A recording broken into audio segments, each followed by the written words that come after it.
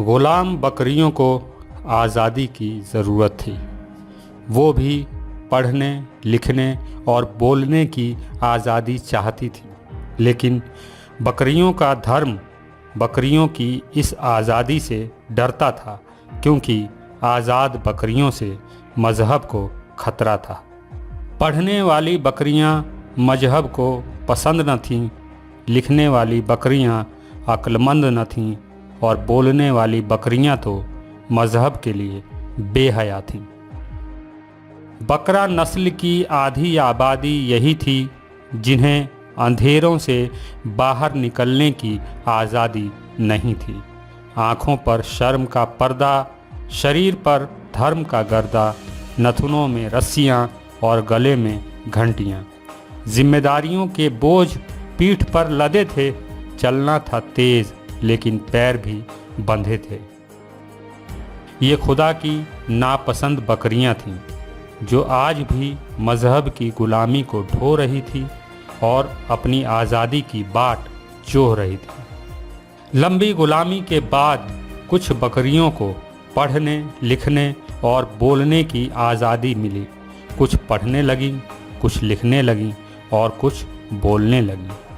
पढ़ने, लिखने और बोलने वाली ये वो बकरियां थीं जो सुन्नती दरवाज़ों को तोड़ आई थीं और मजहबी अकीदों को छोड़ आई थीं। बकरियों की नस्ल में खुशकिस्मती जगी थी। आज उन्हें अंधेरों से आज़ादी मिली थी। आँखों से शर्म का पर्दा हट गया था, शरीर से धर्म का गर्दा छट गया था। नथुनों की रस्सियाँ कट चुकी थीं और गले की घंटियाँ हट चुकी थीं। जिम्मेदारियां घटाने पर आज सब तुले थे, चलना था संग और पैर भी खुले थे। आज़ादी मिली तो पढ़ने वाली बकरियां जिन्हें पसंद न थीं, वो भी अपनी बकरियों को पढ़ाने लगे।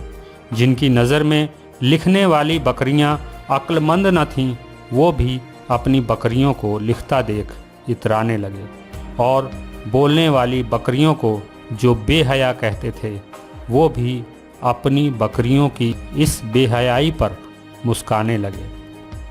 पढ़ने वाली कुछ बकरियां कॉलेज तक पहुंच गईं, लिखने वाली कुछ बकरियां पत्रकार हो गईं और बोलने वाली कुछ बकरियां अदाकार हो गईं। पढ़ने वाली कुछ बकरियां पढ़ते पढ़ते इतना पढ़ गईं कि हद से आगे बढ़ गईं, किताबों के ढेर पर चढ़ गईं और सारी किताबों को चर गईं।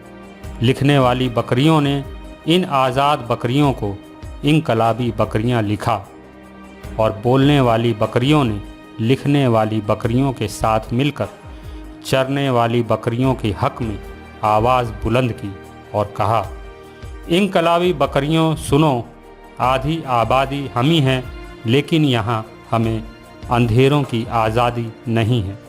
हम चाहती हैं कि यहाँ भी हमारी आँखों पर शर्म का पर्दा हो, शरीर पर धर्म का गर्दा हो, नथुनों में रस्सियाँ हों और गले में घंटियाँ हों। इनकलाबी बकरियाँ सुनो, हम चाहती हैं कि जिम्मेदारियों के बोझ हमारे पीठ पर लदे हों, मालिक के हाथों में हो छड़ी और हमारे पैर भी बंधे हों। जिस मजहब ने हमको सदियों तक दुत्कारा है, वही हमारा मजहब आज हम सबको प्यारा है। और इस तरह आज़ाद बकरियों की गुलामी की ये जंग शुरू हुई। लेकिन किताबों को चरने वाली ये बकरियां मुझे पसंद नहीं।